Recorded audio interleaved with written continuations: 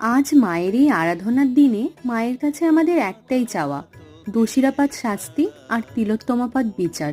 কবে সেই দিন আসবে জানি না, তবে মায়ের ইচ্ছেতে একদিন সব হবে। আমাদের আশ্রমের এই বাৎসরিক পুজোতে প্রতি বছরই সবাই মিলে আমরা উপস্থিত থাকি। এই বছরও তার ব্যতিক্রম নয়। ধুতে একপাশে চলতে থাকে কীর্তন আর মন্দিরে হয় মায়ের পুজো। প্রথমেই মাকে প্রণাম করে নিলাম। আর আমার মা প্রতি বছরই উপোস থেকে সকালবেলা এসে মায়ের ভোগ রান্না করে, তাই আমরা রাতে যাওয়াতে মা আবার জামাইতে দিতে দেখাচ্ছে ঠাকুরের জন্য মাছ তিথি করেছে।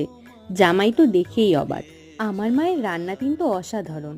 তারপর সেটা যখন প্রসাদ হয় তার তো কোনো তুলনাই থাকে না। এই নিচে ছিল প্রসাদ খাওয়ার ব্যবস্থা। পুজো শেষে আমরা বসে পড়েছি প্রসাদ খেতে। গরম গরম অন্ন, ডাল, সবজি, পনির, চাটনি, পায়েস সবকিছু দিয়ে খুব শান্তি করে খেলাম। প্রসাদ বলে কথা, স্পেশাল তো হবেই।